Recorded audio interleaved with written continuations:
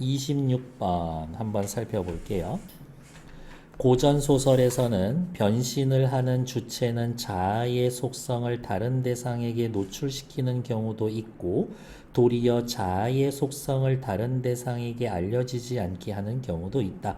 변신해서 내가 누구다 알려주기도 하고 나를 숨기기도 하고 또한 변신을 통해 정체성을 확인하거나 정체를 숨기는 과정이 자신의 의지에 따라 일어나기도 하지만 타자의 결정에 따라 변신을 겪게 되는 경우도 있다. 태어날 때 그냥 이런 알로 태어났어. 보자기로 태어났어.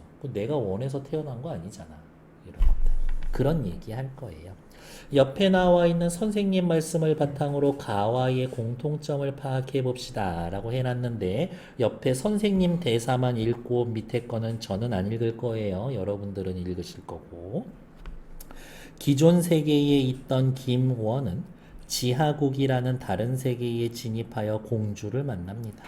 이처럼 기존 세계의 존재가 이물, 다른 존재에 의해 강제로 다른 세계로 끌려가거나 주인공이 이물에게 붙잡힌 대상을 구출하기 위해 힘든 관문을 뚫고 여러 과업을 수행하고 돌아오는 구조는 설화에서 소설까지 흔히 나타납니다. 아래 설화를 읽고 윗글과 비교 감상해 봅시다 라는 것들 괜찮나요? 네.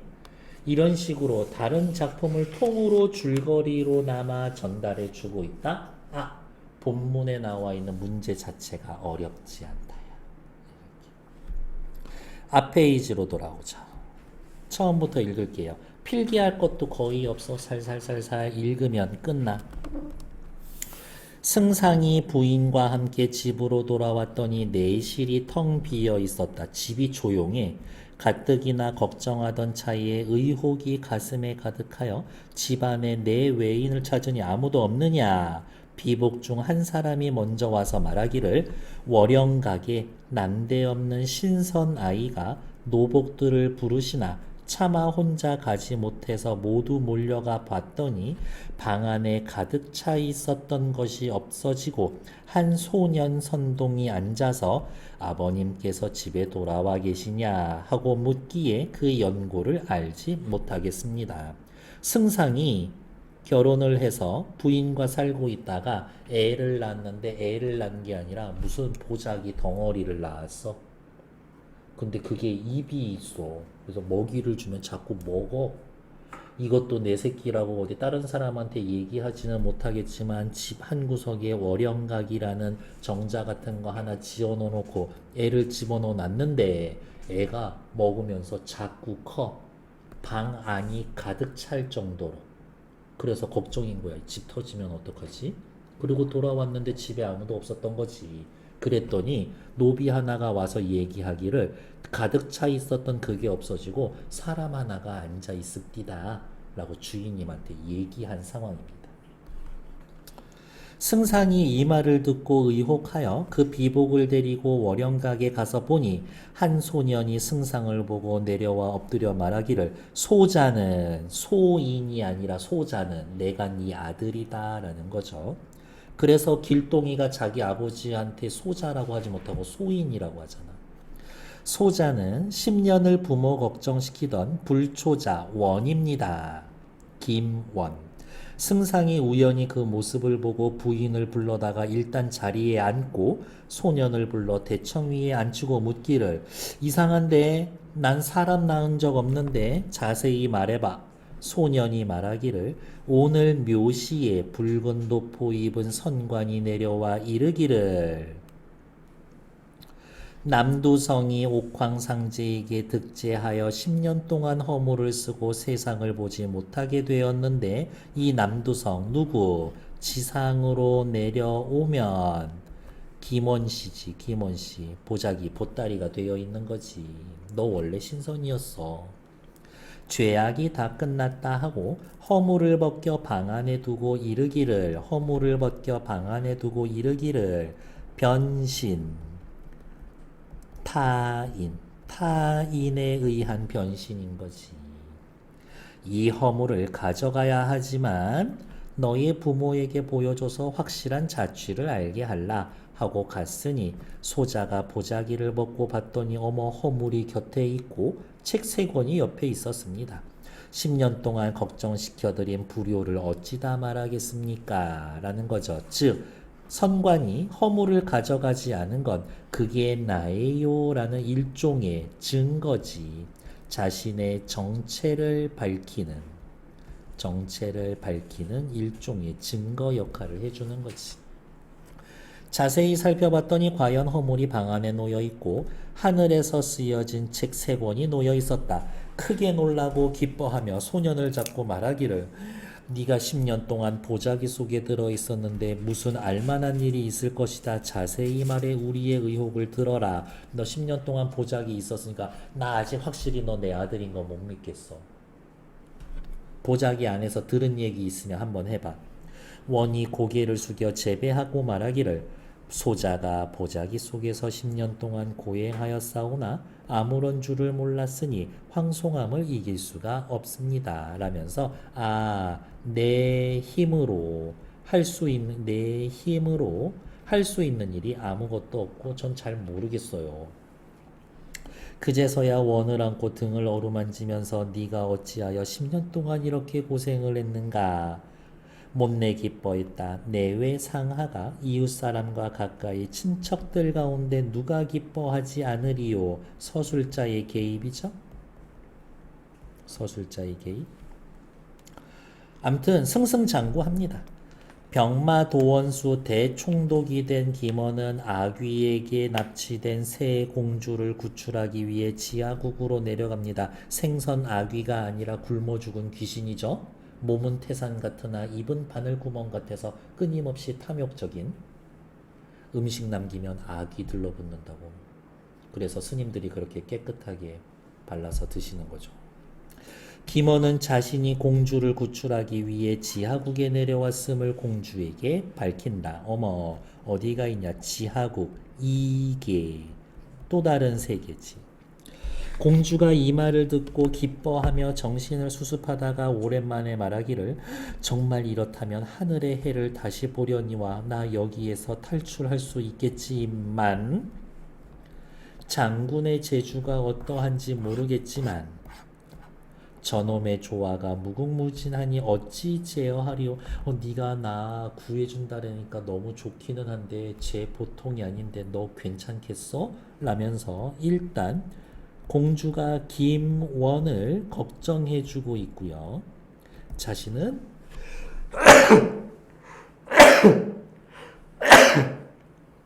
돌아가기를 원하고 있다. 원수가 말하기를 어쨌거나 변신을 할 것이니 어머 지금 할 변신이 뭔지는 모르겠지만 이거는 자신의 의지로 놀라지 마시고 소장이 변한 것을 은밀히 가져다가 그놈의 진위, 정체 등등을 파악하게 살피게 수건에 까서 들고 가세요. 몸을 흔들어 수박만한 주먹만한 수박으로 변신을 했다. 어쨌든 그놈 곁으로 가기 위해선 공주의 도움이 필요한 거지. 그래서 일단 공주에게 도움을 요청한다. 100% 자기 힘만으로 구한 건 아니야. 즉시 몸을 흔들어 공주가 행여 수주문 장졸이 할까 두려워 넌지시 수건에 싸서 옆에 끼고 대하문에 이르니 이 대하문 통과하면 아귀에게 도착할 수가 있겠지. 수문장이 군사를 불러 분부하기를 대장군 분부에 아무 시녀라도 중문 출입에 몸을 뒤져보라 하여 계시니 명령대로 출입을 자세히 살피라. 제 몸을 수색하라. 문졸이 명령을 듣고 일시에 달려들어 몸을 뒤지려고 하는데 공주가 그릇을 땅에 넣고 붉은 치마를 떨치며 말하기를 빨래 나온 시녀가 무엇이 몸에 있으리라 하느냐. 엄청 당당하네. 수문장이 아무것도 없음을 보고 들어가라 하거늘 공주가 그제서야 그릇을 옆에 끼고 안으로 들어가 아귀가 자는 협실에 놓았다. 원수가 그제서야 본 모습으로 내어서 본 모습으로 다시 변신. 아귀가 손에 비수를 들고 머리를 동이고 신음하는 소리가 우레같고 9 입으로 숨쉬는 바람에 방문이 여닫히니 철마산에서 보는 것보다 더 웅장했다. 이거 보통은 아니다. 이놈이 비록 흉악하나 사람도 아니고 짐승도 아니고 귀신도 아니고 신랑이 없어 음양을 몰랐다. 이게 남녀 구분을 하지 못했다. 상하 여인을 도적하여 시녀를 삼아 좌우의 거처에 위풍만 보이려 하고 곁에 두고 부리니 납치한 여자만 3,000명, 나졸들 밑에 부하만 수십만으로 위엄이 제국의 어느 나라보다 더하였었다. 좌우의 궁전을 돌아보니 서쪽 마국간에 좋은 말 천여 필이 매어 있고 동편에 금은 보화가 쌓여 있고 천하에 이름 없는 은근한 치국의 깃들이었었다. 우와, 이것만 가지고 가면 나라 잘 다스릴 수 있을 것 같은데 라고 생각을 했었대. 원수가 마음속으로 생각하되 이놈을 살려두면 천하에 큰 근심이 되겠다. 100가지 계책을 생각하다 깨닫고 공주에게 말하기를 술을 많이 빚어 좋은 안주를 장만해서 계교를 부립시다. 좋은 술을 통해서 술 마시게 한 다음에 경계심을 없애려 하는 겁니다. 경계심을 없애려. 새 공주가 여러 여자를 데리고 약속을 정해서 10여일 지나고 원수가 어린 여자를 청하여 여차여차 계교를 갖추고 기다리라고 이야기를 했다. 아귀가 칼에 상한 대가리가 거의 나으니 모든 시녀를 불러 말하기를 어디 밖에 나갔다가 상처 입고 왔었나 보네. 내 병이 조금 나았으니 4, 5일에 나가서 남두성 잡아 죽여 내 분함을 풀리라. 대가리, 칼에 상한 대가리 누구 때문에? 남두성 때문에 생긴 상처. 너희는 나를 위하여 마음을 위로하라. 여자들이 이 말을 듣고 기뻐하며 술과 성찬을 가지기로 했다. 왜 기뻐했을까? 술 먹여서 취하게 만들 수 있었으니까.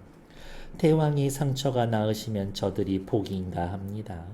수의 차도를 얻으시면 남두성 잡기야 어찌 근심하겠어요? 주찬을 대령했으니 저희들을 우러르는 마음을 즐겁게 하시오 라고 하면서 술 먹여서 경계심을 없애려 하고 있다. 오케이, 거의 다 끝나가.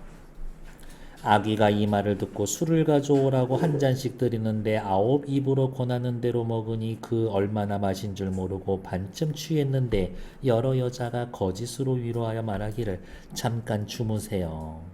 아귀가 여자들이 하는 말을 듣고 자려고 하는데 막내 공주가 칼은 좀 놓고 주무시죠.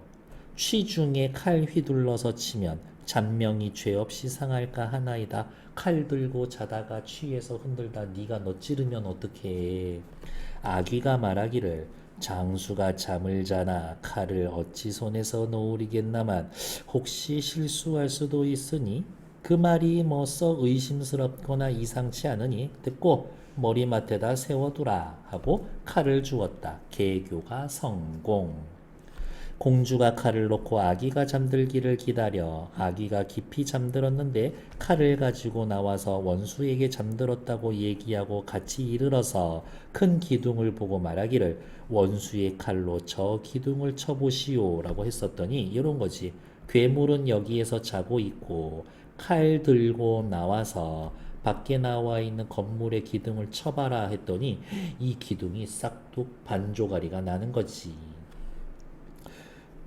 만일 그 칼을 썼더라면 성사도 못하고 도리어 큰 화가 미칠 뻔했습니다. 라면서 칼 훔쳐오기 잘했다. 아기가 쓰던 빗으로 기둥을 치니 썩은 풀이 베어지는 듯 마음속으로 크게 기뻐하며 공주가 함께 아기가 자는 방에 이르러 문을 가만히 열고 열어가 공주에게 말하기를 매운 재를 준비했다가 머리를 자르면 거기에다 재를 뿌리시오. 다시 재생하지 못하게. 약속을 정하고 비수를 메고 아기야 큰 소리를 지르고 아기가 잠 깨기 전에 온몸에 비늘이 돋혀 있지. 잠을 깨지 못한 걸 보고 칼을 들어 9 머리를 다 자르고 여러 여자가 재를 뿌리고 아귀인들 어찌하리요. 서술자의 개입이죠. 머리 없는 등신이 일어나 대들보들이 받으니 대들보 무너지고 한식경이나 난동불이다가 대단하다. 목 9개 다 잘렸는데도 한식경이나 살아있었어? 거꾸러지고 아기가 죽었음을 보고 서로 격려하고 칭찬했습니다. 라는 이야기. 4, 5, 6, 7 네 문제죠. 어렵지 않습니다. 딱 4분만 드릴 거예요. 시작. 정답은 4번이죠. 뭐 그렇게 어렵진 않았었을 것 같아요. 25번은요. 바로 답만 맞추고 갈게요. 소재 내용으로 적절하지 않은 것은 2번. 준마 천연필은 공주를 구출하기로 결심하는 데 계기가 되는 거 아니요. 구출하려고 와서 보니까 저게 있었고 저거 가지고 나라 다스리는 데 쓰면 참 좋을 텐데 라고 이야기한 거지. 말 때문에 공주 구해야겠다는 아니지. 26번에 틀린 이야기는 4번. 김원이 공주에게 어쨌거나 변신을 할 겁니다 라고 볼 때 공주가 변신한 김원을 데리고 아기가 있는 곳으로 돌아가는 것은 김원이 남두성으로서의 정체를 깨닫게 하려는 공주의 의도. 너 네가 알아서 변신해. 너 남두성이었었으니까 알려주려고 그런 거야? 아무 상관이 없는데. 정답은 4번. 27번의 답 가장 적절한 거요. 살펴봅시다. 정답은 4번. 주인공이 이물을 만나기 위해 이동하는 과정에서 기존 세계의 존재가 넘어야 할 관문이 있습니다. 그렇지. 관문이 있죠. 여기 원님 마누라 잡아가는 금돼지에서는 관문이 어디 있어요? 어디 있냐? 여기 명주시 어디가 있냐? 금돼지가 원님 마누라 업고가고 업어가고 하고 있고 그 다음에 또 쭉 내려오면 여기네요. 한밤중에 와서 명주꾸러미 사람들에게 총울이 있었는데 여기죠. 굴 속에 있었습니다. 굴이 있고 그 문은 큰 도구로 딱 막아놔서 라면서 넘어서야 할 관문이 여기에 있지. 그래서 맞는 건 4번 정도 됐고요. 일단 정치.